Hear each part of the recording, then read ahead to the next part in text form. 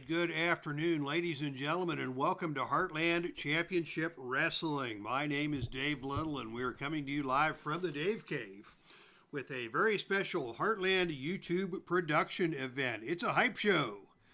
Back in the day, we used to call these pay-per-views, but it is a new era, and it is all about the hype as we are coming to you from Nashville, Tennessee, with this afternoon's broadcast of Heartland Havoc 122, Cult of Personality, as the sounds of Living Color fill the auditorium here on the campus of Vanderbilt University.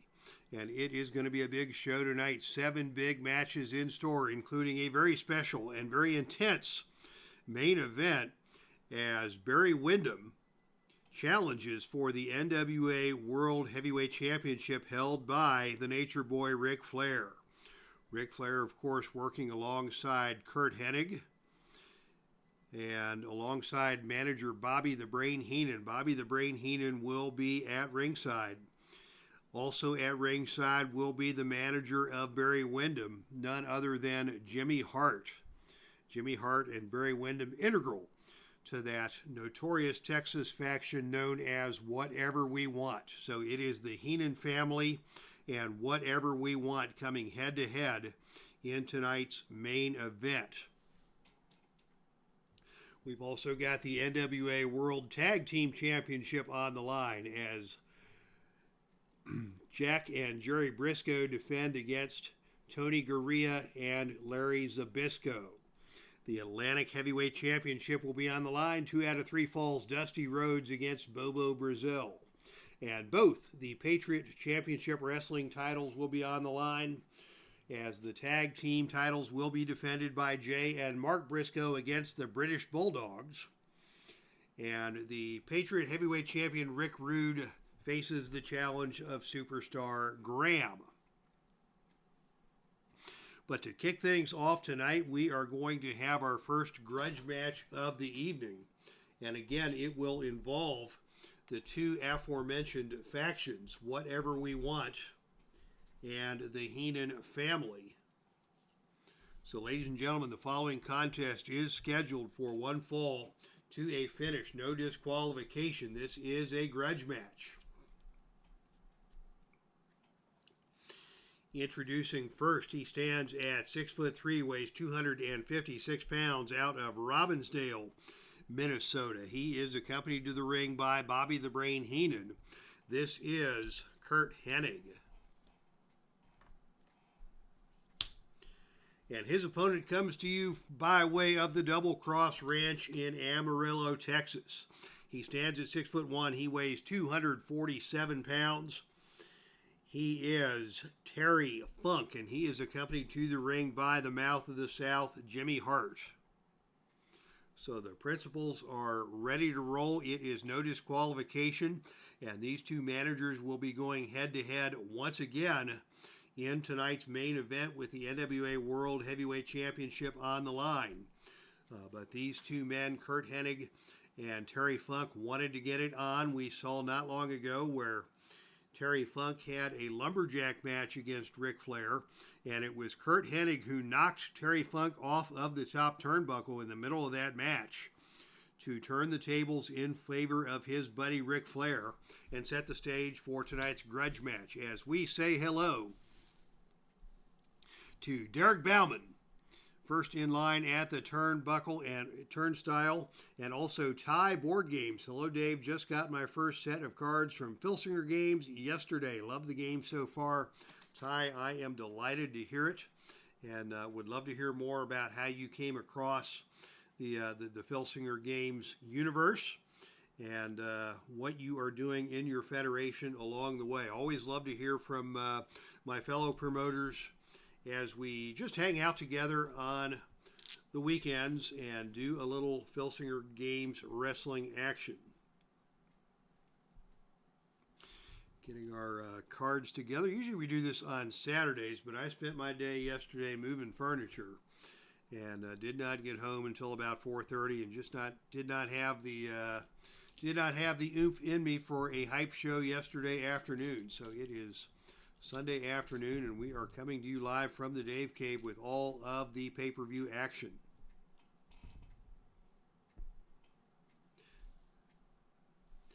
All right, and the principles are set, and we are ready to go.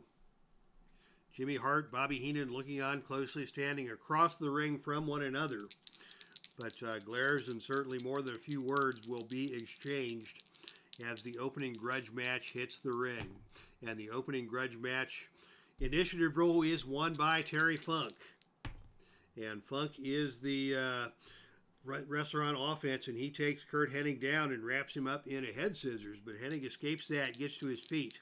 They come back together in the center of the ring, and now it is Terry Funk with a whip to the ropes. Off the ropes comes Curt Hennig, and on a roll of 6, that is a powerful running shoulder tackle executed by Curt Hennig that takes Funk down to the canvas. Both men even on the power scale. Hennig will have the advantage on the agility, and he is now in control and is going to go for a snapmare, taking Terry Funk down to the mat. Hennig in control follows that up with a whip to the turnbuckle. Off the turnbuckle comes Terry Funk, and on a roll of 4, that is Terry Funk bouncing forward off of the turnbuckle and catching Curt Hennig with a skull-splitting running lariat, and Terry Funk has nailed Hennig. Hennig goes down hard, and Hennig is slowly trying to get to his feet, with Terry Funk now in control after that skull-splitting running lariat. What is Terry Funk going to do here? He is going to go for a series of headbutts. Headbutts delivered to Curt Hennig. Hennig trying to stand his ground, looking a little woozy. More headbutts. And now Hennig goes down, and Funk goes for the cover. The pinroll here will be snake eyes, but on a roll of 6, Hennig able to kick out. And the match will continue with Terry Funk in control. And Funk now is going to go up for, thought about a death jump, thought better of it. We're going to roll up instead, and it is going to be Funk coming back with a big body slam that takes Hennig down to the canvas. And now Terry Funk jawing at Bobby Heenan a little bit as Heenan is creating a distraction here. Hennig getting to his feet. And as they come together in the center of the ring, it is Hennig with a series of punches to the side of the head of Terry Funk. And Funk now covering up as Hennig is on the attack. And Hennig is going for another whip to the turnbuckle. That didn't work out well for Hennig the first time. And on a roll of 6, this time it is Funk who grabs the arm of Hennig and reverses that whip. Hennig now whipped into the turnbuckle. And on a roll of 7, it is a big kick by Terry Funk that stuns Curt Hennig. Funk back in control. And Funk now with a series of chops to the chest, trying to weaken his man, as Jimmy Hart cheers on Terry Funk from ringside. And now Funk goes for a spinning neckbreaker, dropping Hennig back first onto the canvas. That looked like it had to hurt, but Hennig is getting back to his feet. Funk staying on him. And Funk now is going to go for a backbreaker. This is a choice E maneuver, choice E, meaning that he will need a roll of 9 or lower to execute this on level 2. And on a roll of 11, Hennig is able to get out of the backbreaker, and it is Hennig coming back with yet another whip to the turnbuckle. Off the turnbuckle now comes Terry Funk, and on a roll of 6, Funk again with the reversal. Hennig coming off, and another big kick by Terry Funk puts Funk back in control. Funk now is going to try that backbreaker again on a roll of 9 or lower. This time he is able to successfully execute that, and Hennig is dumped onto his neck once again on the canvas. Funk following up with another big neck breaker down to the canvas hard. And Hennig is slow to get up, not getting up, in fact, as Terry Funk now is in control. And he is going to go right to the spinning toe hold. This is a submission move. On a roll of 4 or lower, can Funk submit Hennig? And on a roll of 7, Hennig able to kick out. Or excuse me, well, able to get to the bottom rope and force the hold to be broken, that spinning toe hold. Doing damage. Funk working the lower back and the lower body of Hennig, trying to slow down the faster of these two men in this grudge match. And now it is Funk pitching Hennig out of the ring and down to the arena floor. And this is where the fun begins. We're going to go to a shenanigans roll right away. And sure enough, we are going to the shenanigans chart. It is a wild brawl erupting here in Nashville as these two go right out of the ring, and they are going to go right onto the brawl. And it is going to be a gut check roll for these two brawling on the arena floor. The gut check roll is a D12 for both men, subtracting the cage rating and the fatigue tokens. And so Terry Funk is going to have the advantage on this gut check roll. And sure enough, HENNIG rolls a 6, but you subtract 2 for the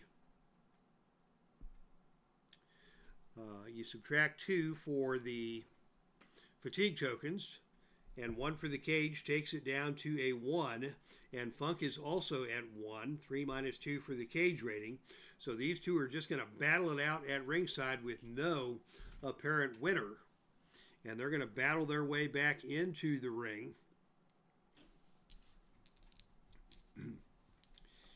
With Terry Funk remaining in control. Actually, we'll give Hennig a roll on the standard out of the ring chart to decide what happens here. And on a roll of 6, that is the best man win roll. So Funk gets control of the action and hits Curt Hennig with a diving clothesline off the ring apron. Terry Funk, middle-aged and crazy enough to dive off the ring apron onto Curt Hennig to maintain the advantage in this match. And now Funk is going to go up for a death jump. He thought better of that, and instead he is going to go for the neck breaker again, dumping Hennig on the back of his neck. Hennig still trying to fight through the pain, and now a big body slam from Funk has Hennig still hurting. And Funk is going to follow that up with a knee drop. But oh, Hennig rolls out of the way of the knee drop as referee James Lawrence is here.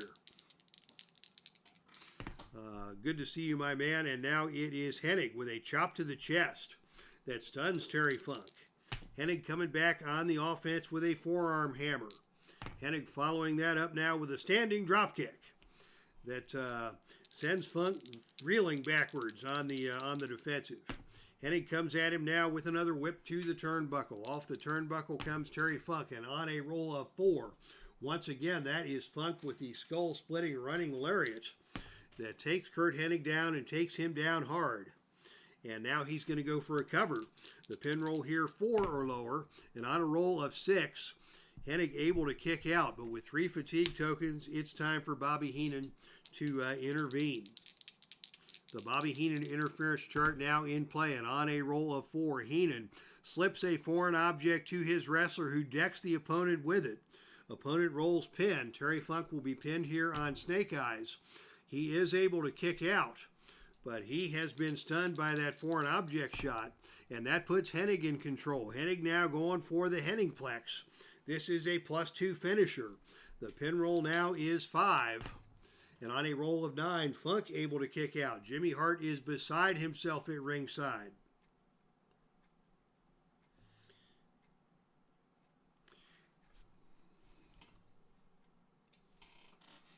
How would anyone be able to get away with a foreign object shot in the middle of a match of this importance? Jimmy Hart is filled with moral indignation because none of his men would ever resort to those kinds of tactics. Now here goes Hennig with the sleeper hold. Sleeper hold applied. Terry Funk struggling up to his knees, but Hennig stays on him, and another standing dropkick sends Funk reeling. Funk is reeling, and now another standing dropkick. Hennig going for the cover again. The pin roll here is 4 or lower, and on a roll of 5, Funk just able to kick out. Now that's 3 fatigue tokens on Terry Funk. So now it is Jimmy Hart's turn to go to his managerial card. Hart attempts to smash the opponent with the megaphone, but accidentally hits his own wrestler. Hart's wrestler adds 1 to his pin rating, and then the opponent continues his attack. Opponent rolls on level 3 offense. So Funk just took a shot to the noggin with the megaphone. And Hennig now in control with a chance to do some damage. He goes back to the sleeper hold. And Funk is going to be submitted on a roll of 6 or lower. Jimmy Hart going for the distraction, and the distraction is successful. So Hart able to call the attention of the referee away from the sleeper hold, but Hennig still in control. As Funk gets to the ropes, Hennig now is going for the Hennigplex once again. The pin roll now 9 or lower. And on a roll of 7, he got him. How about that? Curt Hennig is your winner. Curt Hennig with the Hennigplex. After Terry Funk took a shot to the noggin from Jimmy Hart's megaphone. So your winner in your opening contest is Mr. Perfect Curt Hennig. Much to the delight of Hennig and his manager, Bobby the Brain Heenan. We'll see Heenan and Hart locking heads again in our main event tonight, but Terry Funk goes down to defeat Curt Hennig. Picks up the win in your opening contest. And hoping that that will set the momentum for the Nature Boy Ric Flair, defending the heavyweight championship in tonight's main event here in Nashville. All right, so our first match is in the books. Congratulations to Mr. Perfect on that victory. And now, ladies and gentlemen, we will go to our first championship match of the evening.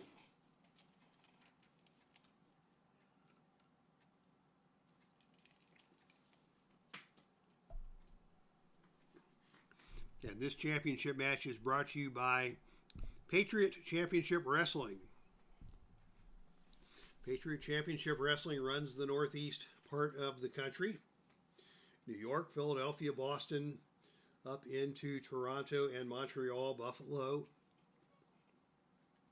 But when I do my hype events, I take 2 of my 4 territories and bring them together for the hype event. So tonight it is Patriot Championship Wrestling and our host territory for tonight's hype show, which is the Atlantic Wrestling Federation, running in Nashville, Tennessee, as part of the Atlantic Wrestling Federation 2024 tour of the Southeastern Conference. All right, and with that, we are ready for action. Ladies and gentlemen, the following contest is scheduled for one fall and is for the Patriot Heavyweight Championship. Disqualification rules will be in effect. Introducing first the challenger. He stands at 6'4". He weighs 272 pounds and comes to you from Paradise Valley, Arizona. This is superstar Billy Graham. So Billy Graham making his way down to the ring with great pomp and circumstance, mostly of his own making. Neither man would be considered to be a fan favorite, but I think Superstar Graham in particular is able to draw the heat with the fans here, and would probably be the least favorite of the 2 competitors. Billy Graham, a 2-time former Patriot Heavyweight Championship, last holding that belt in February of 2023 before losing it to Bob Backlund. Rick Rude has, and ladies and gentlemen, next is your reigning and defending Patriot Heavyweight Champion, standing at 6'4", weighing 246 pounds from Robbinsdale, Minnesota. This is Ravishing Rick Rude.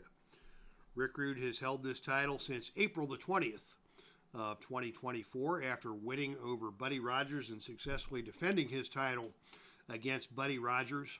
Now Superstar Graham has stepped up to become the #1 contender. And these 2 are squaring off today here in Nashville. And oh my goodness, I accidentally used championship dice for our first grudge match. That is going to stir up some controversy, no doubt, with Bobby Heenan. But these are the championship dice, the black and gold, as Rick Rude defends against Superstar Billy Graham. And the opening initiative roll is won by Billy Graham. Graham with the power advantage in this match. Rick Rude with the advantage in agility. And on a roll of 5, it is Graham going for an elbow smash. That's an agility move. Rick Rude able to avoid that, and Rude comes back with a whip to the ropes. Off the ropes comes Superstar Billy Graham, and on a roll of 7, it is a running back elbow delivered by Rick Rude that stuns Billy Graham. Rude now in control with a double thrust to the throat. Graham not happy about that. His manager, the Grand Wizard of Wrestling, giving the referee a piece of his mind, but now it is Rick Rude moving in for the bear hug, but that's a power move, and that will be to the advantage of Superstar Billy Graham. Graham now goes with a whip to the turnbuckle. Thought about a whip to the turnbuckle, and instead he is going to go to a running shoulder tackle. Rick Rude quickly to his feet. They come together again in the center of the ring, and it is Billy Graham going for a chokehold, illegal chokehold, applied by Billy Graham. And Graham now goes for another shoulder tackle, but this time it is Rude ducking down, avoiding that, and coming back with a knee lift to the midsection. Back and forth we go now. Neither man backing down a step in this closely fought match, and now it is a quick forearm shot from Billy Graham that stuns Rick Rude. Graham follows that up with a full Nelson. Full Nelson applied by the superstar, and Rick Rude quickly drops to the mat and rolls out of the ring and down to the arena floor. Action on the arena floor now, and on a roll of 9, that is superstar Billy Graham, who wins the brawl on the arena floor and rams the back of Rick Rude into the ring apron. That will soften up Rick Rude for that superstar bear hug without a doubt. If Graham quits that move on, we may see a title change right here in Nashville. And as they come back, and now Graham is going to keep things out of the ring yet again. We will not see any shenanigans as of yet, and on a roll of 7, it is Graham again, dominating the action with a body slam on the arena floor. So Billy Graham going to work on the lower back of Rick Rude, trying to weaken his man and soften him up. And now it is Graham going for the superstar bear hug. Superstar bear hug applied. The submission roll will be 3 or lower. But on a roll of 7, it is Rude who is able to escape from the superstar bear hug, makes his way to the ropes. And Graham going right back to the bear hug yet again. The submission roll now is 4. And on a roll of 7, Rude is able to withstand that and keep in the match. But superstar Billy Graham getting his damage done early on, and he goes right back to the bear hug for a 3rd time. This is a double finisher on 5 and 6, both of which are +1.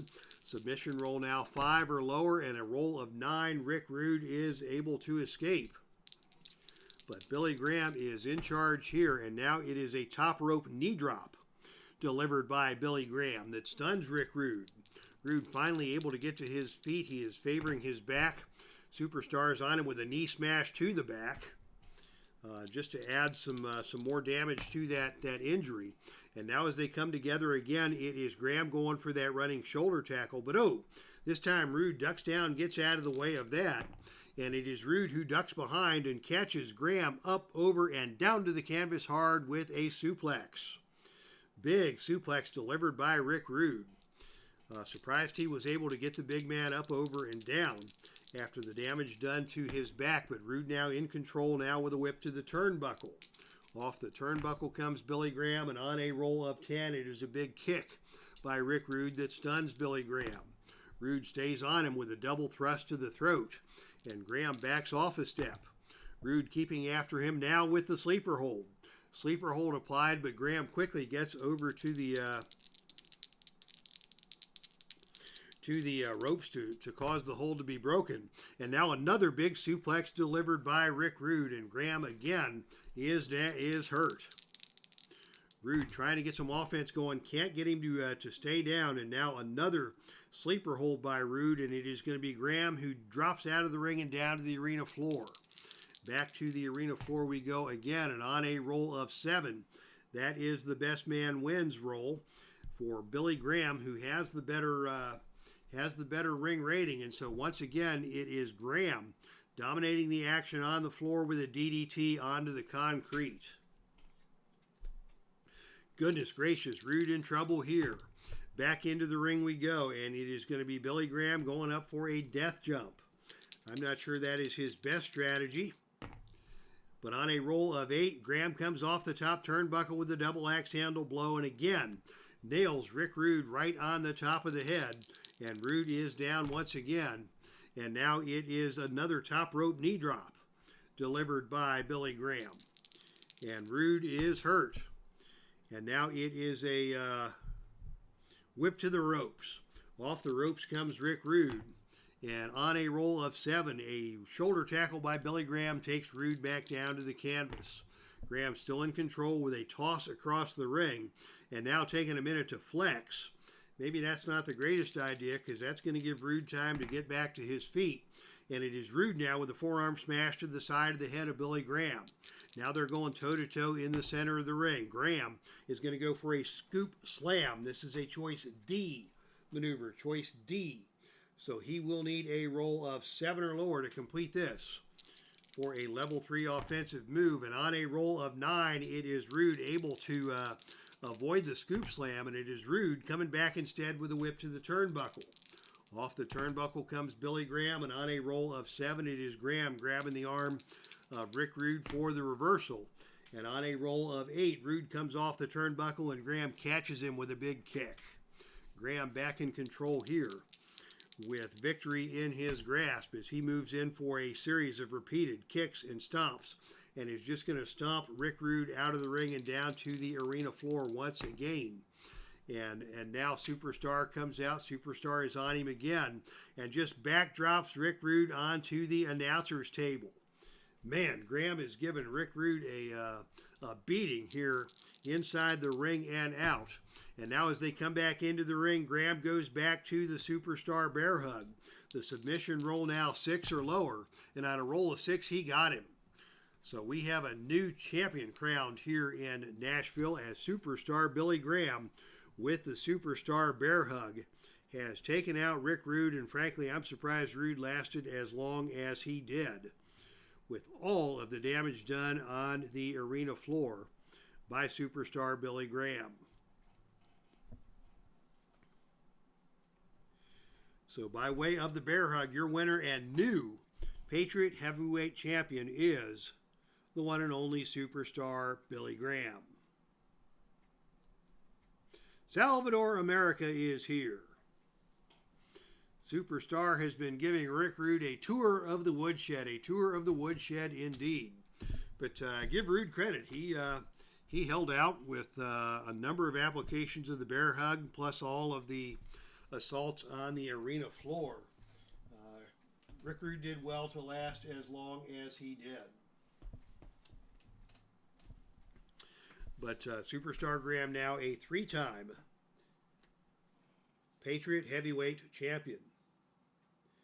And Rick Rude will be back for his rematch in the month of June. All right, ladies and gentlemen, your next contest is a no disqualification grudge match that is the latest in a series of very personal matches that have taken place, largely instigated by the managerial and verbal tactics of this man, Gary Hart. Gary Hart has come to Patriot Championship Wrestling and stirred up trouble. The first thing he did was to bring in his protege, the great Malenko. And they just set their sights on the most popular individuals in Patriot Championship Wrestling and have called out the group known as Bagpipes, Body Slams, and Beatboxing. Roddy Piper and his garage band, Piper on the bagpipes, Mark Henry on the accordion, and of course Percy Pringle III providing the beatboxing, and Vader on lead vocals. But Gary Hart and Boris Malenko began openly insulting the musical performances of Piper and his group, and it all came to a head when Gary Hart called Mark Henry a lousy accordion player, and a personal insult of that profundity just could not be tolerated. But Malenko was able to defeat Mark Henry in a grudge match, and now it is Roddy Piper who has stepped up to take on the challenge of the great Malenko as the war of words has continued. And Neil Lau has joined us now at ringside. Good to hear you, Neil.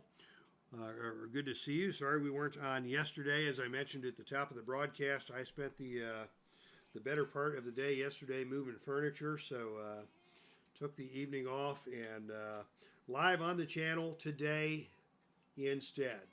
All right, ladies and gentlemen, your following contest is scheduled for one fall to a finish with no disqualification in this grudge match. Introducing first, accompanied to the ring by his manager, Gary Hart. He stands at 5'10", weighs 265 pounds, out of Moscow, Russia. This is the great Malenko.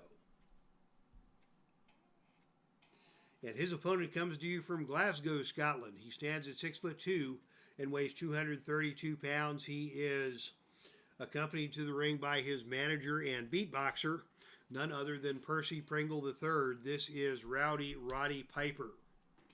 So Rowdy Piper and Boris Malenko set to go at it here in Nashville in a battle with no love lost. Very hotly contested personal feud between these men. You insult a man's accordion playing skills and fisticuffs will follow.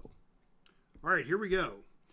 This time we will get the grudge match dice in play, as Malenko and Piper are set to square off, and Dustin Neal joins us along with Kathy Evans just in time for this intensely personal grudge match.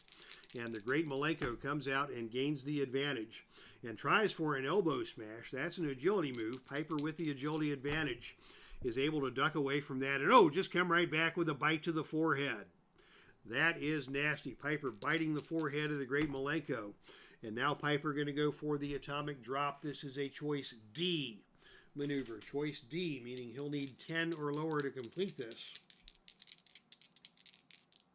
for a level 2 move, and he is able to complete that. And Malenko now is hurt. Piper now back on the offensive. And Piper, right with a poke to the eyes. Piper with a poke to the eyes. But Malenko comes back and follows that up and spins Piper around, tries to hit him with a forearm to the back. Piper reverses that, and Piper just dumps the great Malenko with a bulldog. He dumped him with that bulldog. He's going to go for the cover. The pin roll here is 3, and on a roll of 4, he almost got him. Malenko barely got that left shoulder up after Piper dumped him with a bulldog. Piper now is going to go up for the death jump. Piper going up to the top turnbuckle, and on a roll of 9, that is a flying clothesline delivered by Roddy Piper off the top turnbuckle. And Malenko is down once again. Piper now going with a big back suplex. He goes for the cover again. The pin roll now 4 or lower, and on a roll of 4, he may get him. We're going to see an attempted distraction by Gary Hart, and he is able to just pull off the distraction in the nick of time, as Piper almost pinned his man with that swinging neck breaker. And now Piper's still in control, and Piper goes to the sleeper. This a +2 finisher, and Gary Hart's going to have to go to his chart on level 7 with a submission roll of 7. Hart climbs to the ring apron to try and distract the opponent, but the opponent sees Hart and knocks him off opponent on level 3 offense. So again, the distraction is successful, but Gary Hart has nothing left in his arsenal. As Roddy Piper's in control, he goes back to the sleeper hold. The submission roll now is 8 or lower, and on a roll of 5, he put his lights out. Roddy Piper just put the lights out of Professor Boris Malenko with that sleeper hold. And the fans here in Nashville are loving it, as Piper in the ring celebrating. He has called for the bagpipes. And now it is Vader and Mark Henry making their way down to ringside to join the party. But we've got a commotion on the ring ramp, as Vader and Mark Henry have been attacked. We have some mystery attackers in play here who have jumped on Vader and Mark Henry.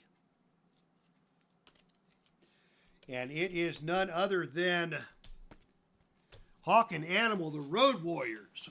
Oh my goodness, the Road Warriors have attacked Vader and Mark Henry, and they have laid out Vader and Mark Henry on the ring ramp. There will be no concert tonight, as out of nowhere, Hawk and Animal, we had no clue that these guys were going to get involved, but they have just laid out Vader, and they have laid out Mark Henry, and Roddy Piper and Percy Pringle standing in the ring just stunned by what they have seen.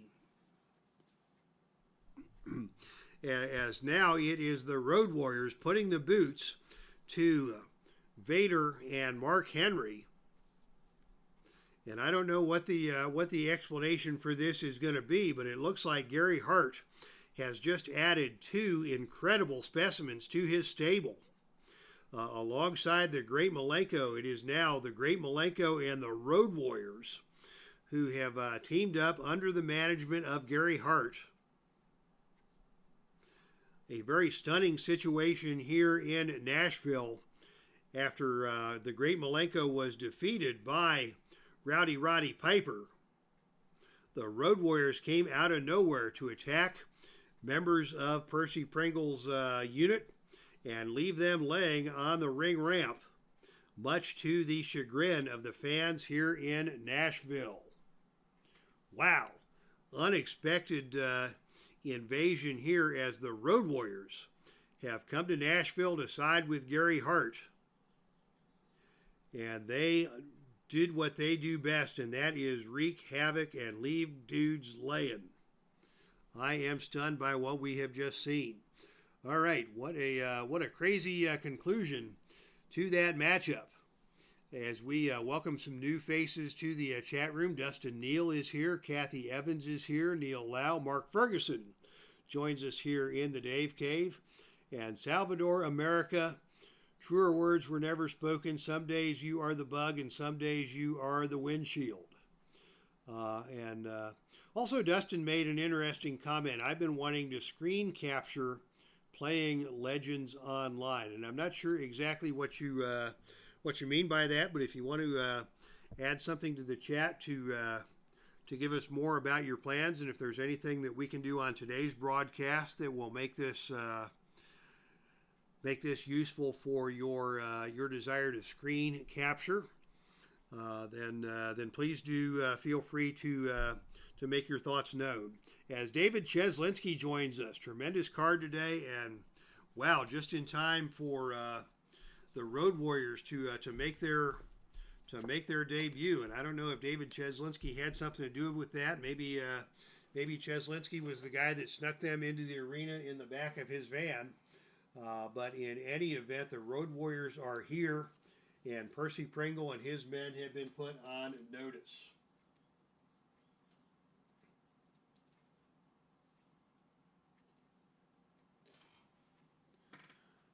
All right, ladies and gentlemen, coming up next, we have another championship match, again brought to you by Patriot Championship Wrestling. This is the Tag Team Championship. The PCW Tag Team Championship will be on the line in our next match. This is a rematch from the previous confrontation between these two teams, which took place on May the 4th. Ladies and gentlemen, the following contest is scheduled for one fall with a 45-minute time limit. And this match is for the Patriot Tag Team Championship. Introducing first the challengers. They are your former Patriot Tag Team Champions, collectively from the nation of England, at a total combined weight of 469 pounds, we have Dynamite Kid and Davey Boy Smith, the British Bulldogs. All right, the British Bulldogs here attempting to regain the titles that they lost back on May the 4th to their opponents, your reigning and defending Patriot Tag Team Champions, at a total combined weight of 463 pounds. Out of Sandy Fork, Delaware, it is Jay and Mark, the BRISCO brothers. All right, the mayhem of the BRISCO brothers against the scientific and powerhouse wrestling tactics of the British Bulldogs in this return match, as we again have the championship dice in effect for this one. It was back on May 4th that the BRISCO brothers, in something of an upset, were able to defeat the British Bulldogs and win the Patriot Tag Team Championship. This is a return match, and it will be Mark Briscoe starting things off against the one and only Dynamite Kid. Amazing how three out of four of these amazing and gifted athletes have passed on. Amazing indeed, and you know, certainly sad for all of them, but certainly particularly sad for Jay Briscoe, gone far too soon and leaving behind a young family. Them boys are here in Nashville to defend them belts. And on the opening initiative roll, oh, we have a tie on the opening initiative roll, and that means we go to the Mayhem charts. Brought to you by Face to the Mat. It is Mark Briscoe going to the wild card results chart, to the surprise of no one, and on a roll of 1-3 is he agile. Actually, the Dynamite Kid has the agility advantage over Mark Briscoe, so that will give him the opportunity to get his wrestler opponent in the leg lock and score 2 points. So we will start the Dynamite Kid on level 2 offense as a result of the opening exchange, which the Dynamite Kid was able to gain the advantage by virtue of his agility. So Dynamite Kid now on the offensive with a gut wrench suplex. Mark Briscoe immediately going for the tag and gets the tag to Brother Jay, and in comes Brother Jay. And again, it was that frequent tags and that tag team expertise of the Briscoe brothers that helped them defeat the British Bulldogs in the first confrontation. And now a release spinebuster delivered by Jay Briscoe with authority. And the Dynamite Kid is stunned. Briscoe stays on him with a flying cross body block. The Kid goes down. And Jay Briscoe stays in control, and now thought about a whip to the ropes, thought better of it. And instead, it is going to be a clothesline in the corner, delivered by Jay Briscoe. Dynamite Kid is going to fire back with a snapmare, but Briscoe blocks the attempt at the snapmare, and it is Briscoe who comes back instead with a super kick that stuns the Dynamite Kid. Jay tags into Mark. We're going to see some Briscoe brothers double team action here, and on a roll of 3, that is a devastating double team move that fits the style of your tag team. A double team super kick delivered by the Briscoe brothers is going to cost Dynamite Kid a point of fatigue and put Mark Briscoe in the ring and in control. And now Mark comes in, and he is going to go up for the death jump. Death jump attempt coming up from Mark Briscoe, and on a roll of 8, he nails the flying clothesline off of the top turnbuckle. The Dynamite Kid is down. Mark Briscoe in control now, going for a brutal suplex that puts Dynamite Kid back down onto the canvas. Dynamite finally staggering to his feet, but Mark's on him with redneck kung fu, and there is no escaping the redneck kung fu. Is that Mark Briscoe or is that Chuck Norris? I can't tell. But after that redneck kung fu, it is Briscoe going for the cover. The pin roll now is 3, and on a roll of 7, Dynamite Kid somehow miraculously able to survive the redneck kung fu dished out by Mark Briscoe.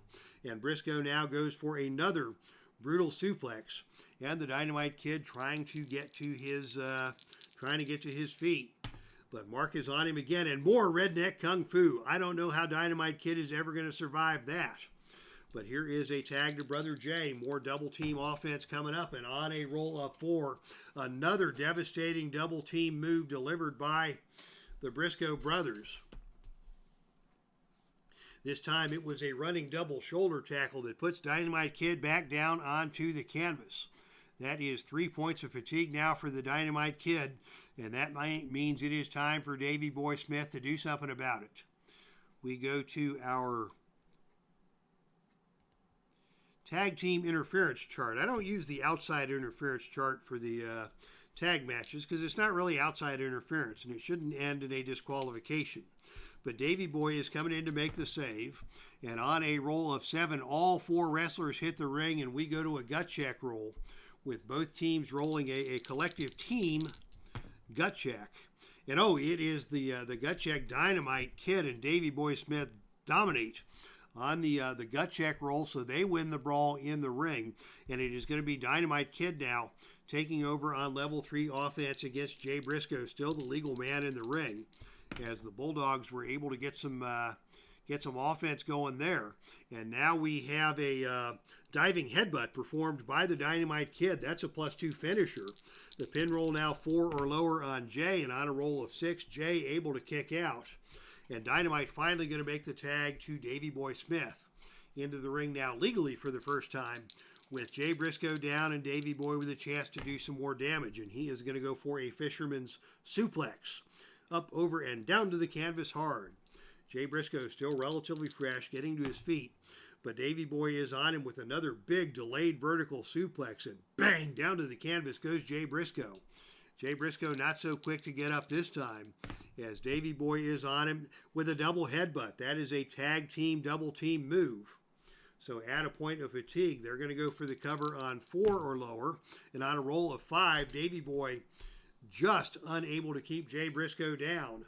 But that is now 3 points of fatigue on Jay Briscoe. Dynamite Kid now the legal man in the ring, as Mark goes to the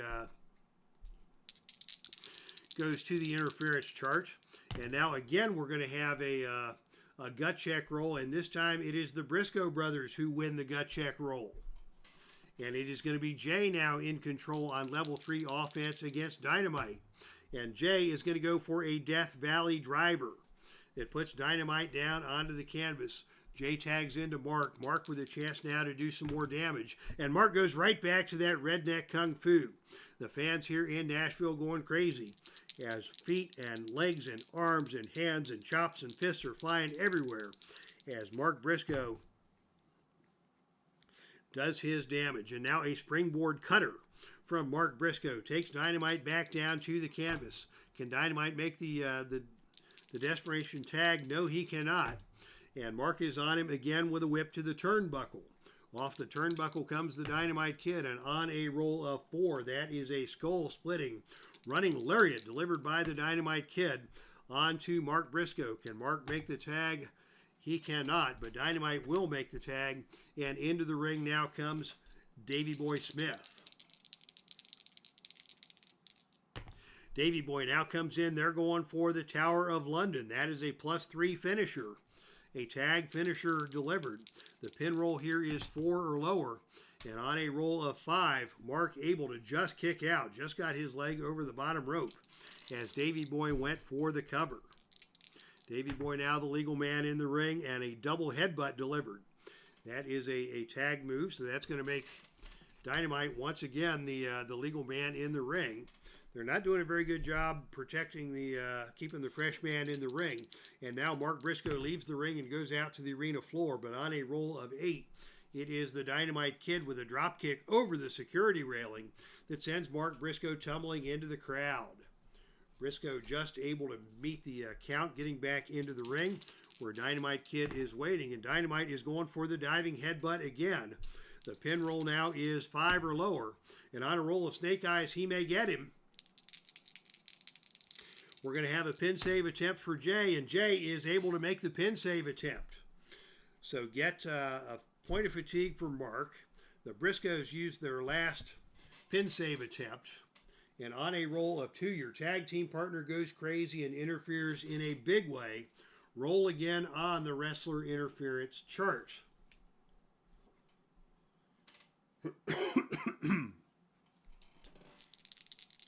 So Jay comes in and on a roll of 11 storms the ring, but the opponent wins the ensuing brawl and throws him out of the ring.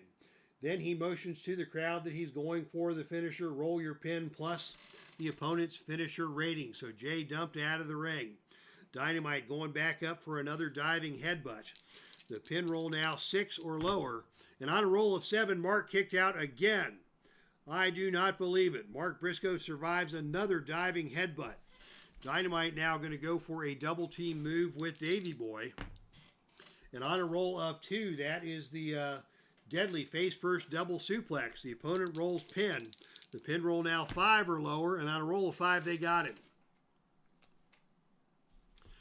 So the British Bulldogs get the win after that double team face first double suplex. But a wild match. All 4 men were all up into the ring and into each other. Back and forth, around and around we go. And at the end of it all, it was the British Bulldogs reclaiming the Patriot Tag Team Championship, and that will set up a deciding 2 out of 3 falls match to determine which of these teams will get possession, exclusive possession of the Patriot Tag Team Championship. But for tonight, your winners are the British Bulldogs. They regained the Tag Team Championships. And applause for both teams here tonight, as the Bulldogs were able to withstand all of the mayhem of the BRISCO brothers, surviving redneck kung fu and double shoulder tackles and all kinds of shenanigans by Mark and Jay.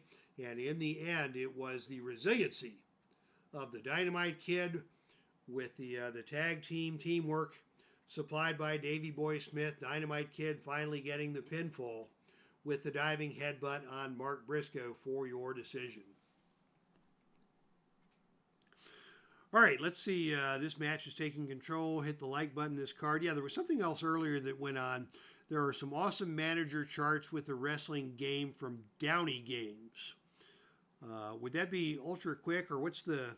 Salvador, I would love to hear more about the wrestling game from Downey Games. I think there might be several of them. When you roll tag on defense, what is the roll? Yes, it's 2 to 6 for a defensive tag. So yeah, on a 6, you can make the defensive tag. On a roll of 7 or higher, you are unable to do so. You are correct. Yeah, so thank you, Ty, for the question.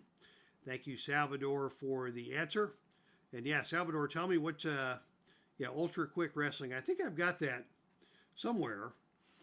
So I will have to blow the dust off of that and see if there is something we can do with manager cards from Ultra Quick Wrestling. Now, Filsinger Games has some manager cards. There are some manager bootleg cards. Surprisingly, James J. Dillon, for his accomplishments as a manager, has a wrestling card in the official Filsinger Games universe, but does not have a manager card. So that is one card I would like to see, along with just generic manager cards for other random managers who may come through who do not have official game cards or bootlegs that specify everything that they have in their respective arsenals. All right, so that is 4 matches down and 3 to go. But this next match will be pretty remarkable. This is for the Atlantic Heavyweight Championship, as 2 men who are good friends and also significant rivals have been battling back and forth for the Atlantic Heavyweight Championship. And it all comes to a conclusion here in Nashville. Ladies and gentlemen, the following contest is scheduled for the best 2 out of 3 falls, and it is for the Atlantic Heavyweight Championship. Introducing first the challenger, coming to us from Benton Harbor, Michigan. He stands at 6'4". He weighs 280 pounds. This is Bobo Brazil. And his opponent comes to you from Austin, Texas. He stands at 6 foot tall, weighs 289 pounds. He is your reigning and defending Atlantic Heavyweight Champion. This is Dusty Rhodes.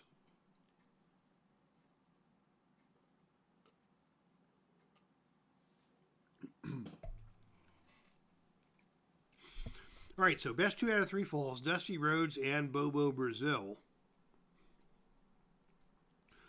I don't anticipate we'll see any disqualifications here, but if a disqualification occurs and the fall is not the deciding fall, then that still counts as a fall. But we do not allow the belt to change hands on a disqualification. So if that happens in the 3rd fall or in a deciding fall, then the belts will not change hands. But again, no reason to expect that.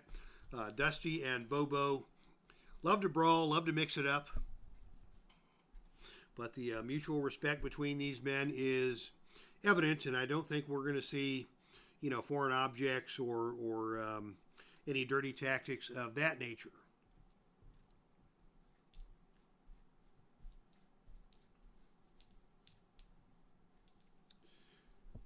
let's see, they have Cornette, Dillon, Jones, Akbar, and a couple of other managers. Never hurts to bounce something. Yeah, we take a look at those.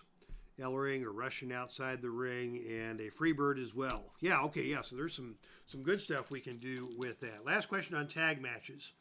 If you have a manager, does that mean you get 4 chances to stop the ring, or 2 for the man? No, you know, I don't think there's an official rule on that, Ty, but I always go with just 2 pin saves per tag team, whether it's with a manager or without a manager.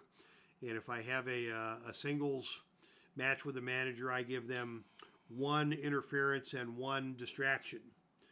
So that's how I manage that. But I don't think there is an official Filsinger game rule about the number of pin saves you are allotted with a manager at ringside. But yeah, thanks for your questions, and keep them coming. That's what we're here for. I check the chat in between every match, and do not mind any and all conversation taking place in the chat room as we go along. Heck, it gives me a chance to refresh my vocal cords with a little diet root beer, and kind of refresh my stamina as we now head into a championship match. Best 2 out of 3 falls, Dusty and Bobo. Nice handshake between the 2 men and a hug as they prepare to square off, and the opening initiative roll is tied. And that takes us to our Face to the Mat booklet. Perhaps there will be a test of strength or some other test of abilities between these 2 men, a friendly challenge of some sort, as it is Dusty Rhodes rolling in the book, and the roll is 6-5. Go to highlight reel A. So, things are going to escalate here as we go to highlight reel A, and on a roll of 3-2, wrestlers argue on the PA system, increase each wrestler's grudge grade by 1 point. So a little bit of bad blood here. It's been an intense series of matchups between these 2, a little shoving match to start things off. So what we'll do, we don't have grudge points in a match of this magnitude, but we will say the disqualification rolls will go up by 1. So there will be a little more chance of a disqualification here as tempers begin to flare early in this one, and Dusty Rhodes takes the advantage off the opening initiative roll and just starts strutting around the ring. Bobo Brazil, again, not very happy about that taunting by Rhodes. Rhodes continues to strut, and Bobo is really getting upset now and moves in on Dusty, but Dusty catches him, flips him up, over, and down to the canvas hard with a vertical suplex. So Dusty playing a few head games to start things off here and to gain control. And Dusty goes right to the bionic elbow, thumps Bobo Brazil right on the skull. And Bobo is staggered, and Bobo is down. Dusty's going to follow that up with a big elbow drop. Already he's going for the pinfall on a roll of snake eyes, but on a roll of 8, Bobo able to kick out. But Dusty with a few head games to start things off here, now taking control, and now going to pitch things out of the ring and down to the arena floor. Not sure I was expecting that, but on a roll of 9, it is Dusty who wins the brawl on the arena floor with a drop kick over the security railing. Boy, Dusty is bringing it here tonight in Nashville. And Bobo is going to have to adjust, and adjust quickly, as Dusty now is going up to the top rope and going to attempt a death jump. Dusty had great success going to the air when he regained the title from Bobo in their last match. But this time on a roll of 5, Bobo's ready for him. And Bobo grabs Dusty and throws him down to the off the turnbuckle and down hard into the canvas in the center of the ring. Dusty now is down, and Bobo is in control. And Bobo going to the big bear hug. Bobo does have the power advantage in this match, trying to weaken his opponent with a bear hug, and now a big hammer punch from Bobo to Dusty, and Dusty rolls out of the ring yet again. And on the arena floor this time, it is Dusty with a clean win. And Dusty hurling his opponent into the crowd. Will we see a disqualification here? We will not, but Dusty back in control after that move, and Dusty now going for the sleeper hold. Sleeper hold applied to Bobo. Bobo escaping that as they're back in the ring now. And Dusty is going to follow that up with a big drop kick. Again, his athletic advantage taking control here, and another drop kick, but Bobo sidesteps that one. And Bobo comes back and catches Dusty in a front face lock. Bobo trying to slow down Dusty, and the crowd here getting behind Dusty is his antics may not be well appreciated by Bobo, but Dusty, a very entertaining guy, and the fans here in Nashville are digging it. And now it is Dusty who comes back with a reversal. And oh, he plunks Bobo again with the bionic elbow, and Bobo again goes down. Two big bionic elbows from Dusty Rhodes, and now Dusty going for the figure 4 leg lock. The submission roll here will be 5 or lower, and on a roll of 7, Bobo able to survive. But Bobo has taken damage here from the leg lock, from the bionic elbows. Dusty in control, and Dusty now going back up once again for a death jump. And on a roll of 11, that is Bobo stumbling to his feet, and Dusty coming off the top rope with a perfect cross body block in the cover. The pin roll here 5 or lower, and on a roll of 8, Bobo able to kick out again, but Bobo now has absorbed 5 points of fatigue, and Dusty still in control. Dusty pitching Bobo out of the ring yet again, and this time on the arena floor it is Bobo with the clean win, slamming the head of Dusty Rhodes onto the ring apron. Are we going to disqualify Bobo for that? No, we are not.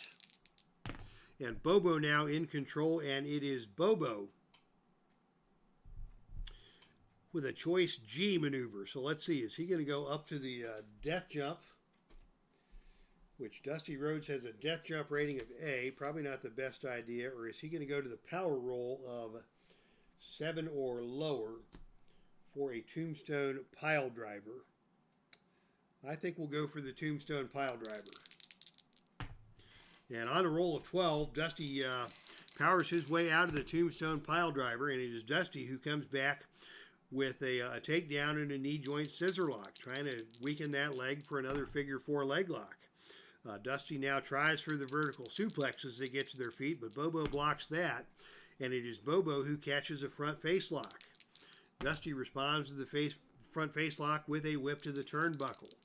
Off the turnbuckle comes Bobo. Ooh, got a leaner there, so we'll roll that one again, and on a roll of 7, it is a reversal as Bobo grabs the arm of Dusty and sends Dusty into the turnbuckle and catches Dusty with a big kick coming off the turnbuckle. Bobo back in control.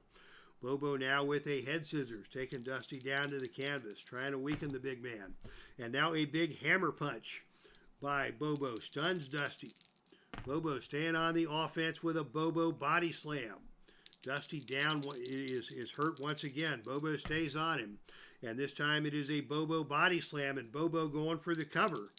For the first time he's had the chance to make the pin attempt here. Roll will be snake eyes, but on a roll of 4, Dusty kicks out, and Bobo continues on offense. And Bobo now is going to pitch Dusty out of the ring and down to the arena floor. Things heating up between these two men. And this time on a roll of 10, it is a foreign object. Bobo going to the foreign object, the video monitor. Bobo just blasted Dusty Rhodes with the video monitor. Dusty has been taunting and playing to the crowd. Bobo getting frustrated by that. Will he be disqualified? No, he will not. But it is Bobo now going for the choice G once again, and this time he's going to try the death jump. Bobo is desperate enough to try the death jump, and on a roll of 7, he nails it as he hits the flying double axe handle off the top turnbuckle. Bobo remains in control, and now the bear hug again from Bobo Brazil, trying to weaken Dusty. Bobo stays on him with a flying drop kick. Dusty getting to his feet. They come together in the center of the ring, and it is a backbreaker delivered by Bobo, taking Dusty back down to the canvas. The dice are going all over the place. The wrestlers are going all over the place. Dusty Rhodes reverses an attempt at a head scissor. Dusty coming back on offense and takes him down and tries to get that knee joint scissor lock once again. Dusty stays in control with a big headbutt. Not a good idea against a man the stature of Bobo, as Bobo fires back, grabs Dusty, and sends him into the ropes. Whip to the ropes, Dusty Rhodes comes off the ropes, and on a roll of 9, That is the power roll, and the power advantage belongs to Bobo. So Bobo takes control, and Bobo now with a whip to the turnbuckle. Off the turnbuckle comes Dusty, and on a roll of 10, that goes to the man with a better turnbuckle rating. That is also Bobo. And Bobo with a big specialty move on Dusty. Bobo now with a chance to do some damage, and he goes instead with a choke on the ropes. Bobo going to a chokehold. Again, more aggressive than what we might have expected.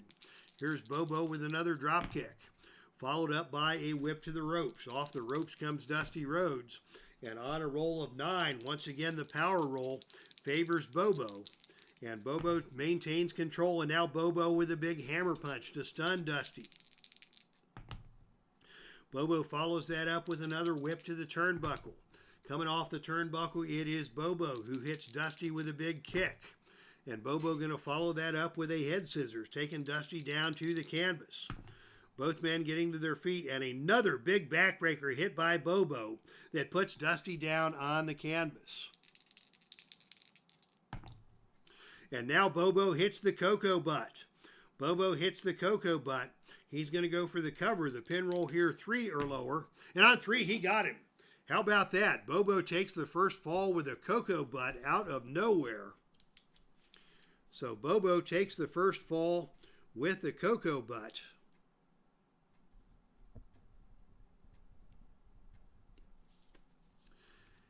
And Bobo was on the defensive for much of that match, but came through with the Cocoa Butt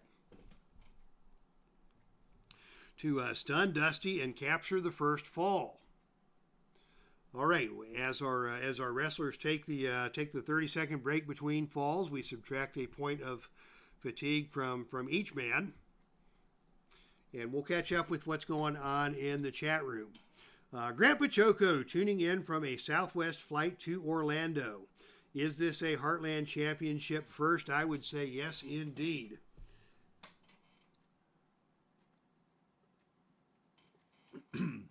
This is the first time that I am aware of that anyone has tuned in to the Epic Sports Broadcasting Network from an airplane. Yeah, 2 pin saves, 1 manager distraction, 1 manager interference. So Grant, do you do all 4 of those if there's a tag team match involving managers? Because I usually cut it off at 2 of whatever. But yeah, if there's a rule somewhere that says use 2, 1, and 1, then perhaps we'll do that. All right, so Bobo cracked Dusty with that video monitor, and then pinned him with the Cocoa Butt, as emotions running hot here in Nashville, and we prepare to go to the second fall here, with Bobo still carrying more points of fatigue, but Bobo winning the first fall. And as they come out to the center of the ring, it is Bobo with a big knee lift that stuns Dusty. And Bobo comes back with a big body slam, putting Dusty down to the canvas, followed up by an attempt at a falling elbow, a choice F maneuver. So he is going to need a roll of, we'll go 8 or lower for a level 2. And good call, because we got the level 2. We would have failed if we tried the level 3. But Dusty with the level 1 reversal, so 6 of one, half dozen the other. Dusty in control now with a whip to the ropes. Off the ropes comes Bobo Brazil. And on a roll of 10, that is the running double clothesline that puts both men down. Both wrestlers have the same ropes rating, so the Dusty takes over as level 3 offense after that big collision, and Dusty going for the big elbow drop. He's going to go for the cover. The pin roll here, 5 or lower. And on a roll of 7, Bobo is able to kick out, but not before he picks up with another point of fatigue, and Dusty stays on him. And Dusty goes with the Stardust pile driver. Boom! Bobo hits hard. Now holding his neck as Dusty maintains control. Bobo unable to get to his feet quite yet. And now it is Dusty who is going to go up for a death jump.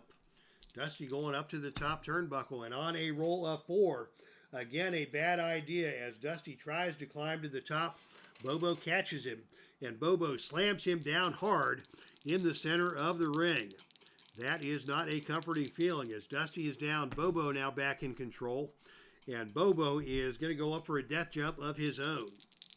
We went back and forth as to whether the death jump or the level 3 move on 7 or lower was the better move, but he's going for the death jump, and on a roll of 10, that is the agility struggle. And actually, Bobo owns the agility advantage. So Dusty tries to prevent Bobo from going up top, but Bobo knocks him back down to the floor, and Dusty is down, and Bobo is in control once again. And Bobo now goes to the choke on the ropes. Referee puts the count on him. Tempers continue to run hot between these two men. They come together in the center of the ring, and it's Dusty again with a whip to the ropes. Off the ropes comes Bobo Brazil, and on a roll of 11. That is a big specialty move by Dusty Rhodes. He caught him with a big elbow smash coming off the ropes. And Dusty now with a chance to do some damage. Dusty going for the figure 4. He's going for the submission right here on a roll of 7 or lower. And on a roll of 10, Bobo again able to survive. And the match will continue. As Bobo makes his way to the bottom rope, Dusty is on him. With some frustration, Dusty going up for yet another death jump. Or should he not?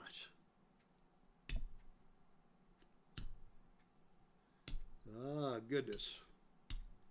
This is an interesting conundrum because Bobo's got a death jump roll of B, but he's also got the agility advantage, which gives him the extra opportunity to throw his opponent to the floor.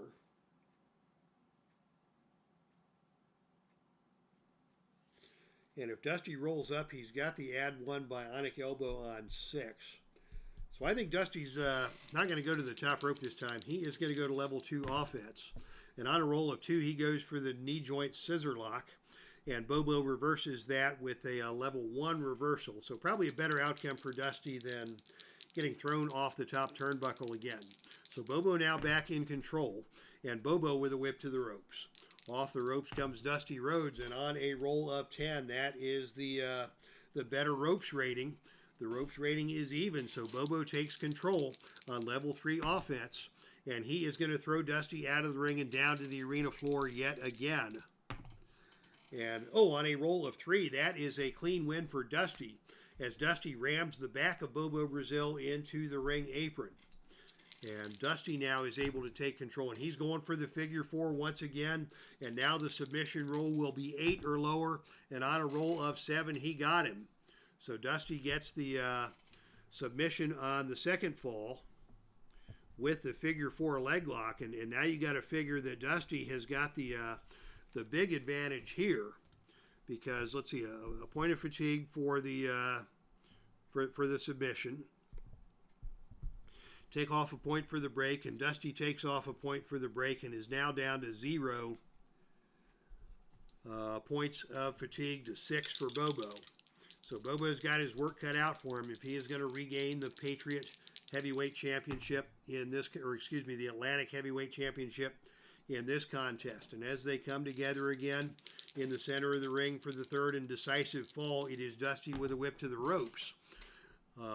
And on a roll of 6, that's a drop down. And this time on a roll of 5, that is Bobo with the running shoulder tackle to take control. And Bobo goes right to the big hammer punch, nailing Dusty right upside the head. Bobo pulling out the heavy lumber here, and now a Bobo body slam puts Dusty down onto the canvas. Dusty in trouble here as Bobo is going to go for the Cocoa Butt. He goes for the cover. The pin roll here is only Snake Eyes. So Dusty survives that one. Bobo caught a surprise pinfall with the Cocoa Butt in the first fall. But Dusty has dominated most of this match, and now Bobo's going for another Cocoa Butt. The pin roll now 3 or lower, and on a roll of 8, Dusty survives yet again. Bobo stays on him. Bobo now throws Dusty out of the ring and down to the arena floor. And on a roll of 7, That is the best man wins roll, which goes to the wrestler on offense, which is Bobo. And it is Bobo with a drop kick over the security railing. Dusty barely able to beat the 10 count back into the ring where Bobo is waiting. And Bobo's got a big bear hug for Dusty. Bear hug applied by Bobo. He's going to go for a submission here on 4 or lower. And on 5, he almost got him. Wow. Bobo wearing out Dusty with that bear hug. Dusty in some trouble now, as Bobo's still in control. And Bobo sends Dusty out of the ring yet again and down to the arena floor. We've been out a lot. This match is getting intense. Will we see shenanigans here? On a roll of 10, we're going to see ringside mayhem. Ringside mayhem breaking out between these two men. And it is going to be outside interference. Outside interference is going to mar this match.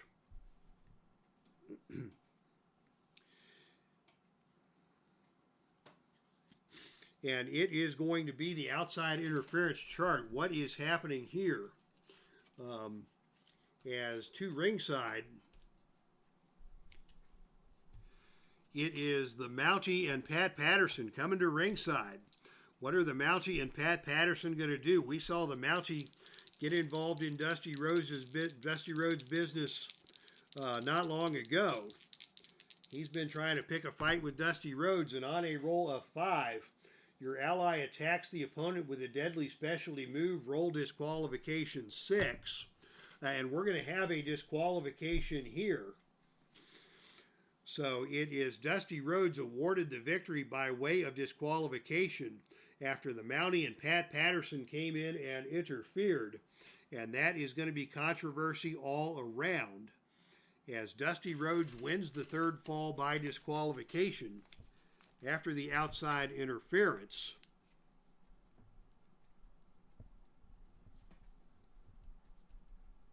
Controversy in Nashville. Now, what's going to happen between Dusty Rhodes and the attacking forces of Pat Patterson and the Mountie? Because they hit Dusty with a deadly specialty move. We'll say they used the shock stick on Dusty. First of all, what's Bobo Brazil going to do? Is he going to come to the defense of Dusty, or is he going to bail, or is he going to join forces with this nefarious duo that has come in and attacked Dusty Rhodes? So we'll do a 12-sided die roll for that. I don't think a heel turn is what Bobo has in mind, so we'll save that for 11 or 12. And we'll say on 1 to 4, he'll come to Dusty's defense. And on 5 to 9, on 5 to 10, he'll let it go. And the roll is a 3. So Bobo is going to try and defend Dusty against the attack of Pat Patterson and the Mountie. The problem with that is Dusty just took a shock stick.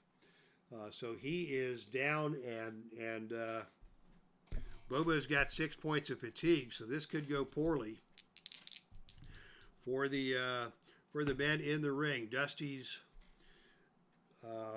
gut check roll is a 4. 9 minus 5 is 4. Bobo's gut check roll is a 3. So Dusty and Bobo combine for a 7. Pat Patterson gets a 5. And the Mountie, gets a -3.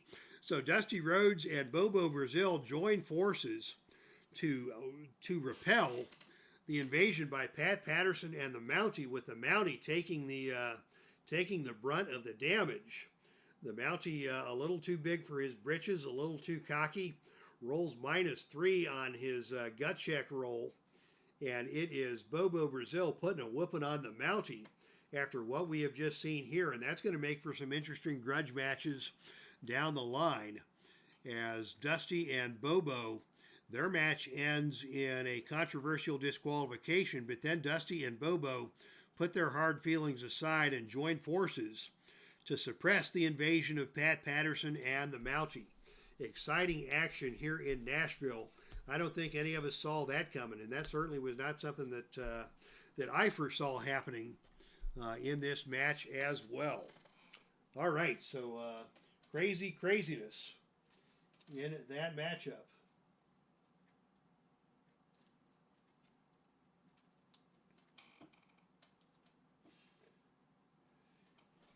And a controversial ending indeed. All right, so again, a very crazy ending there. But fans, we're just getting started. We've got 2 more World Championship matches to go.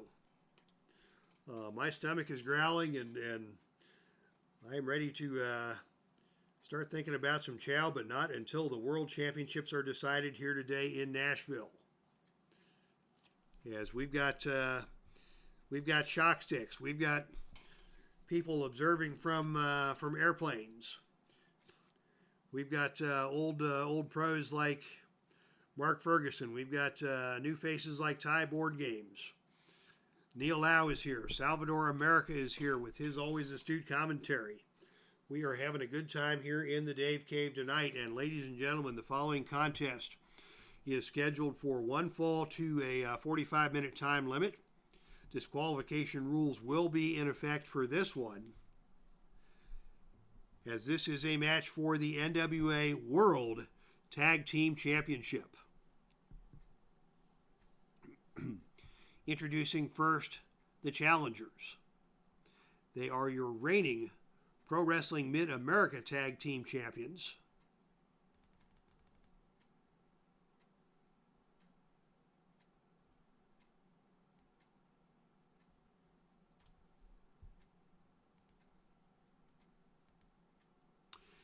Introducing first, from Auckland, New Zealand. He stands at 6'1". He weighs 245 pounds. This is Tony GAREA. And his tag team partner comes to you from Pittsburgh, Pennsylvania. He stands at 5'11", weighs 237 pounds. This is the living legend, Larry ZBYSZKO. So Larry ZBYSZKO and Tony GAREA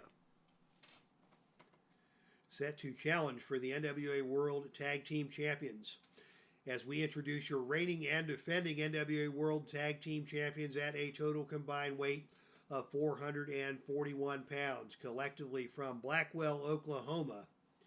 It is Jerry Briscoe and his tag team partner, Jack Briscoe. So the other Briscoe brothers, the original Briscoe brothers, Jack and Jerry. And these guys have had quite a run. They have held the World Tag Team Championship since July the 1st of 2023. Coming up on a possible 1 year as World Tag Team Champions. That is unheard of in Heartland Championship Wrestling. As our championship dice are in effect here, GAREA and ZBYSZKO have taken the Pro Wrestling Mid-America territory by storm with their tag team prowess. They have held those tag team belts dating back to, let me check my history file here, November of 2023. GAREA and ZBYSZKO won the belts from the Steiner brothers in November of 2023. And I think the only matches they have lost have been in championship challenges against the Briscoe brothers. Very capable tag team, GAREA and ZBYSZKO. GAREA in particular has some tag team mechanics on his card that make him devastating because he was one of the greatest tag team wrestlers of all time. He had a very successful run with Larry ZBYSZKO back in ZBYSZKO's babyface days. GAREA also held tag team gold with the likes of Dean Ho and also Rick Martel. So GAREA, a force to be reckoned with, and Larry ZBYSZKO, a very capable tag team partner to challenge the Briscoe brothers here with the World Tag Team Championships on the line. And it will be Jack Briscoe and Larry ZBYSZKO starting things off in this World Championship Showdown. And the opening initiative role is won by Jack Briscoe. And Briscoe comes out with a whip to the turnbuckle.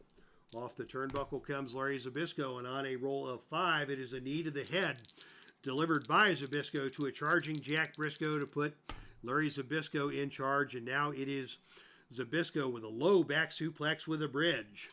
Very well executed. Can Jack get over and make a tag to brother Jerry? He cannot. So ZBYSZKO now has taken control. And ZBYSZKO now going right to the tag team finisher. The face lock subset flip combination. This is a +1 finisher. The pin roll here 3 or lower. And on a roll of 7, Jack is able to kick out. But ZBYSZKO taking control early in this match. Now GAREA, the legal man in the ring. And GAREA is going to go right to the abdominal stretch on Jack Briscoe. Submission attempt here. This is his +1 finisher. The submission roll now will be 4 or lower. And on a roll of 6, Briscoe able to survive again. But he's in trouble here. And now Larry is coming in for a double team. And on a roll of 8, it is an awesome double neck breaker executed by GAREA and ZBYSZKO that puts Jack back down onto the canvas. Brother Jerry looking on, very concerned, holding onto that tag team rope in the corner. But now it is ZBYSZKO with a vertical suplex. That's a +1 finisher. The pin roll now 5 or lower. And on a roll of 9, Jack able to kick out again. But with 3 fatigue tokens, we're going to the tag team interference chart. As Jerry has to do something about this. And on a roll of 11, it is ZBYSZKO who grabs Jack and Jerry and slams their heads together in a double noggin knocker. Double noggin knocker by Larry ZBYSZKO. That is going to cost each of the Briscoe brothers another point of fatigue. Larry still in control here. And Larry going for the double team finisher. The pin roll now here is 7 on Jack Briscoe. And oh, on a roll of 8, Jack barely able to kick out. I don't believe it. Jack was able to kick out after that. GAREA now the legal man in the ring. And he is going back to the abdominal stretch. This is a +1 finisher. The submission roll now 8 or lower. Jerry's got to use the last pin save attempt. And oh, on a roll of 11, that is the 4-man mayhem. Your tag partner runs in, and so does the opponent's tag partner. A wild brawl erupts with all the wrestlers. The referee may disqualify both teams on a roll of 4 or lower. There will not be a disqualification, and I'm glad of that. So, we go to the odd even to see who wins the brawl. With the Briscoes getting the advantage on the even roll, and on a roll of 5, GAREA and ZBYSZKO win the brawl. So Jack takes another point of fatigue after the pin attempt. They have used their last pin save, and GAREA is now in control on level 3 offense, and he is going to go for a jackknife cradle. That is not a finishing hold. Jack able to get out of that. GAREA still in control on level 3 offense, and GAREA now joins ZBYSZKO in double drop kicks. That is a level 3 tag maneuver, and that is where the tag team abilities of Tony GAREA come in so useful, as he has some extra 3-rated offensive moves in tag team matches. Jack is able to still get to his feet, but he cannot get over to make the tag as they hit him again with another set of double drop kicks. And that makes ZBYSZKO the legal man in the ring. And ZBYSZKO going for a low back suplex with a bridge. Can Jack make the tag? He finally makes the defensive tag to brother Jerry. And Jerry finally gets into the ring. And brother Jack has just about been worn out. Jerry coming in with a whip to the ropes. Off the ropes comes Larry ZBYSZKO. And on a roll of 6, that is the drop down. Coming back the other way, another drop down. Coming back the other way, another drop down. 3 6s in a row as Jerry and Larry go back and forth. And finally on a roll of 7, it is Jerry with a running back elbow to Larry ZBYSZKO to take control. Jerry follows that up with a whip to the turnbuckle. Off the turnbuckle comes Larry ZBYSZKO, and on a roll of 9, it is a big kick by Jerry Briscoe that stuns ZBYSZKO. Jerry in control now, attempting a power slam. But that is a power move. And ZBYSZKO with the power advantage able to regain control. And ZBYSZKO with a hard punch combo, stunning Jerry Briscoe. But Briscoe firing back with a knee to the gut.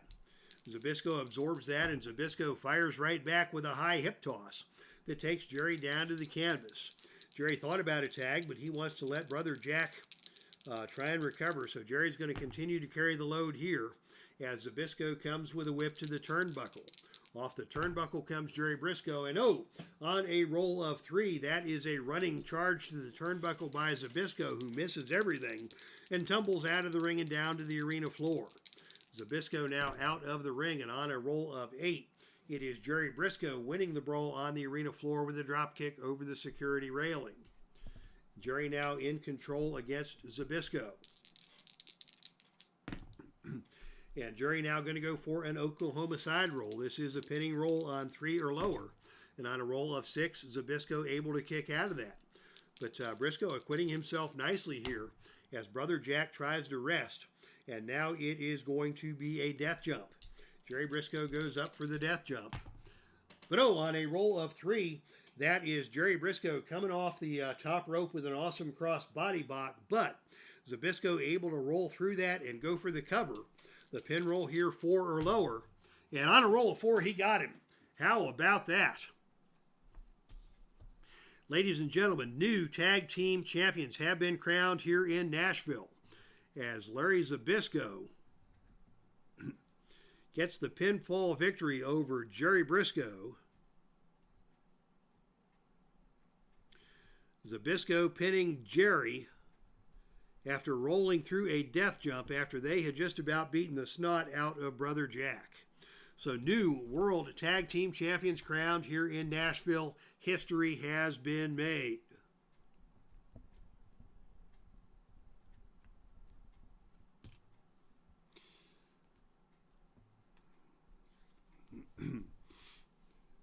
All right, so and Michael Brada is here. Welcome, Michael, to you. Just good to see you, my friend. Just in time for tonight's main event. Although we have seen plenty of wild action here tonight already. Just to recap, in our opening contest, it was Terry Funk tasting defeat and tasting the megaphone of his own manager, Jimmy Hart, as Hart accidentally hit Terry Funk with the megaphone, leading to a pinfall victory for Curt Hennig in your opening grudge match. Superstar Billy Graham then captured the Patriot Heavyweight Championship over Ravishing Rick Rude with a superstar bear hug. Roddy Piper picked up a grudge match victory over Boris Malenko, putting Malenko to sleep.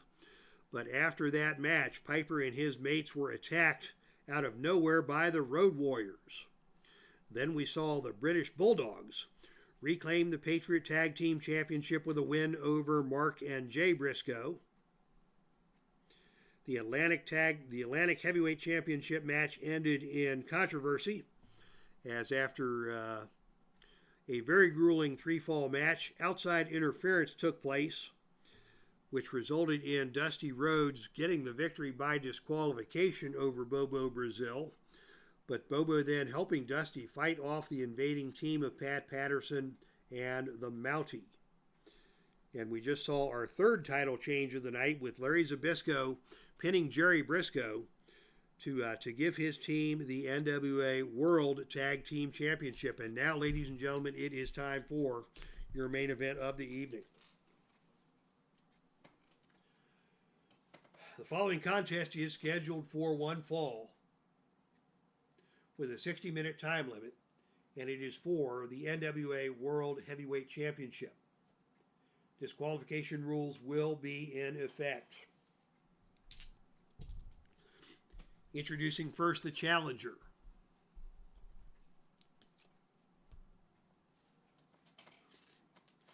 Accompanied to the ring by his manager, the Mouth of the South, Jimmy Hart. He stands at 6'7". He weighs 273 pounds. Out of Sweetwater, Texas, this is Barry Windham. And his opponent is your reigning and defending NWA World Heavyweight Champion. He is accompanied to the ring by Bobby the Brain Heenan.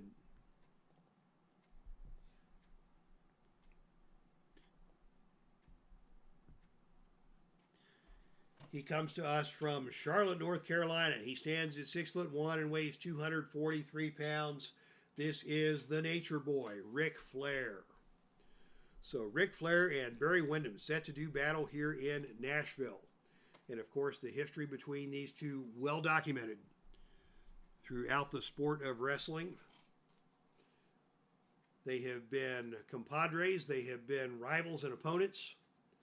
And of course, here in Heartland Championship Wrestling, they represent the two most notorious factions in Heartland Championship Wrestling. Flair, of course, part of the Heenan family, led by Bobby Heenan and accompanied by Big John Studd and Curt Hennig, who we saw earlier tonight.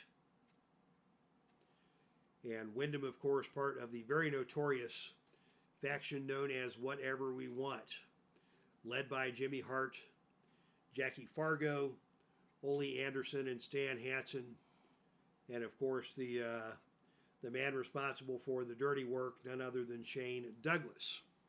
But right now at ringside, it is just Jimmy Hart and Bobby Heenan, as neither of these men wants to get accidentally disqualified. If Flair just gets disqualified, it will allow him to keep the title, but he will have to put up the belt in a specialty match, and I don't think he wants to find himself locked in a steel cage with Barry Windham.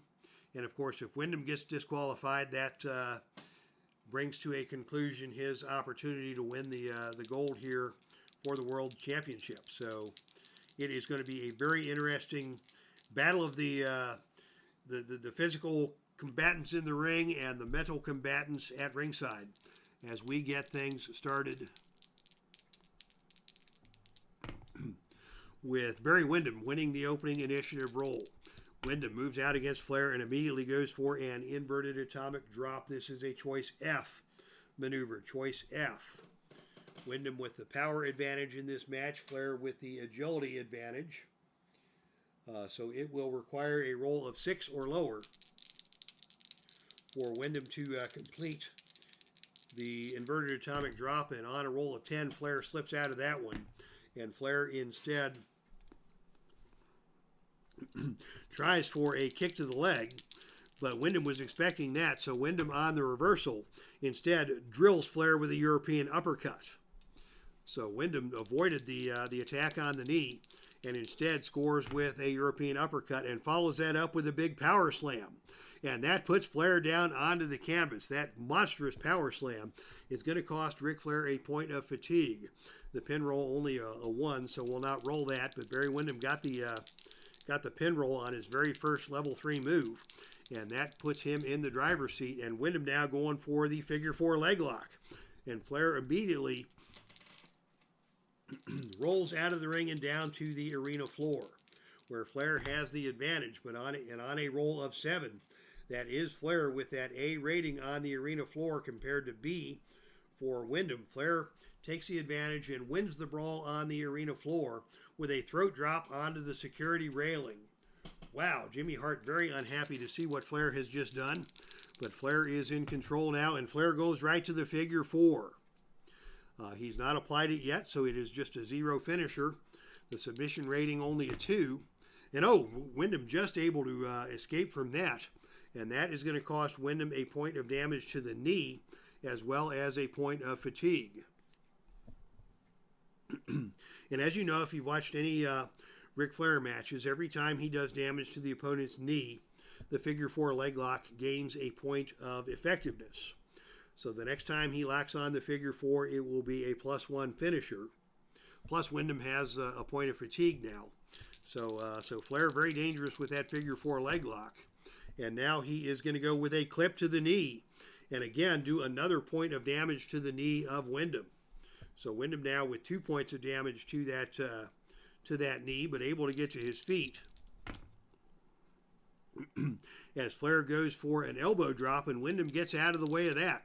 Windham avoids the elbow drop and again is going to go for that inverted atomic drop on a roll of 6 or lower, and he hit it again. And he again is going to go for the cover. This time the pin roll will be snake eyes, and on a roll of 9, Flair able to kick out. But Windham looking for victory at every opportunity here. And now Windham is going to go up for a death jump. death jump to be attempted by Windham, and on a roll of 9, that is an awesome flying lariat off the top rope executed by Barry Windham. And Flair is down.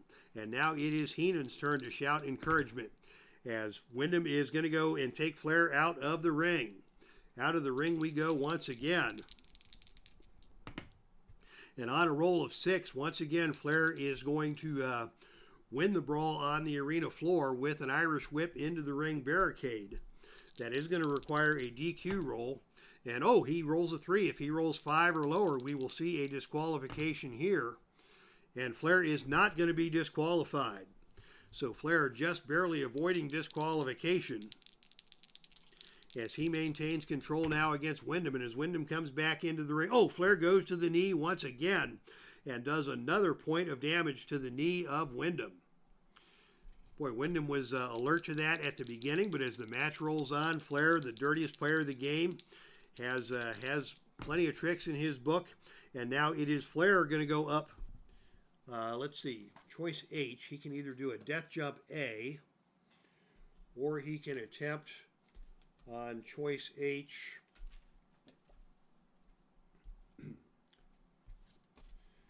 a agility roll of 7 or lower. 7 or lower or death jump A is the time-honored question. He's going to go for the flying elbow drop on 7 or lower, and he hit it. Good for him, and Windham is stunned. On that roll, Flair would have missed the death jump. So we chose wisely, and Flair now is going to go for a knee breaker. And Windham is hurt by that. And Flair follows that up with an elbow drop. He misses the elbow drop, and Windham comes back with another attempt at an inverted atomic drop, and this time Flair gets out the back door of that one. And Flair now with the somersault knee drop onto the head of Windham. Windham slowly staggering to his feet as Flair follows that up with thunderous chops. Oh, those chops are nasty. And Windham now slumps into the corner in pain. And Flair now, goes back to the knee. And the knee has taken 4 points of damage. That is the maximum. And Windham now noticeably favoring that left leg as Flair tries to stay on him with another elbow smash. Windham keeping his feet but clearly favoring the left leg, as Flair now with thunderous chops backing Windham against the turnbuckle. Flair now with a whip to the ropes. Off the ropes comes Barry Windham, and on a roll of 8, it is Flair with a big back body drop, taking Windham down to the canvas. And Flair to follow that up with another elbow drop. And Windham slow to get to his feet. Flair's on him with another elbow drop, continuing to punish that knee. And now another knee breaker, but the knee of Windham is as injured as it's going to get, as Windham continues to try and fight through the pain. Here's another whip to the ropes. Actually, Flair thought better of that. He is going to roll up and instead, just slap Barry Windham across the face. Slap to the face by Ric Flair, playing the mind games now. Windham, not happy about that, is going to come back with a whip to the turnbuckle. Off the turnbuckle comes the Nature Boy, and on a roll of 6, it is the Nature Boy reversing that whip, sending Windham into the turnbuckle. But on a roll of 3, it is Flair who tries a running clothesline. Windham moves out of the way of that. Flair crashes into the turnbuckle, and Windham rolls him up. The pin roll here is 3 or lower, and on a roll of 4, Flair just able to kick out. Wow. That is 3 points of fatigue on Ric Flair. And so Bobby the Brain Heenan going to go to his interference card. And on a roll of 9, Heenan attempts to give his wrestler a foreign object. Heenan tries to pass a trash can into Ric Flair, but the opponent intercepts it. The opponent uses it, but may be seen by the referee. Opponent rolls disqualification 5, and on a roll of 10, the referee does not see Barry Windham bash Ric Flair with a trash can. So Windham gets a pin attempt now on a roll of 4 or lower. And on a roll of 4, he got him. Wow. How about that? Barry Windham has just won the NWA World Heavyweight Championship after smashing Ric Flair with a trash can. Bobby Heenan cannot believe what just happened, as a new World Heavyweight Champion has been crowned here in Nashville. Congratulations to Barry Windham. Jimmy Hart is going berserk. He did his part, preventing Windham from getting distracted after, preventing the referee from calling for the disqualification after Windham hit Flair with that trash can. My goodness, in the opening match, we saw Terry Funk get bashed with Hart's megaphone, and in the main event, it was Flair getting bashed with a trash can introduced into the match by Bobby Heenan, and we have a brand new NWA World Heavyweight Champion. I'm hearing the voice of Samantha Irvin in my head, your winner and the new NWA World Heavyweight Champion, Barry Windham. So out of nowhere, it looked like big trouble for Barry Windham. Flair had the figure four working. He had the knee of Windham beaten down and almost broken, but got a little too cute by half as Bobby Heenan threw that steel trash can into the ring, only to have that used against his own man. And Ric Flair goes down to defeat here in Nashville, as we have had 4 title changes tonight here at Halloween Havoc 122 Cult of Personality, your Heartland YouTube production event. What a hype show we have seen. And with that, I will say thank you to everybody for checking out tonight's action. Mark Ferguson, William, that's the first time I've seen William here. I'm not sure I recognize you, William, but welcome to the Epic Sports Broadcasting Network. And thank you for tuning in, and thank you for your kind words. Michael Brada, Grant Bachoco, Ty Board Games. Thank you, Ty, for joining us here tonight. Salvador America. Frank Wainscott was here earlier tonight, I believe. Or no, not Frank Wainscott, but referee James Lawrence III was here. David Cheslensky, Neil Lau, Dustin Neal, Kathy Evans, and Derek Bauman. Thank you to everybody for checking things out tonight, as we saw 4 title changes here in Nashville, Tennessee at Heartland Havoc 122 Cult of Personality. And no, we didn't have any CM Punk appearances tonight. I didn't have anything really for the storyline. I have a CM Punk bootleg, but you know, Cult of Personality is just a cool flippin' song. And I have wanted to use that as the theme for one of my hype shows. And this month I have a list of themes I want to use, and I'll choose one randomly. And this month it came up, Cult of Personality. That is one flippin' cool song, CM Punk or no CM Punk. It was a privilege to use that song, and a privilege that each and every one of you tuned into tonight's broadcast. Thank you, one and all. From the Dave Cave, thank you all for tuning in. This is Dave Little signing out.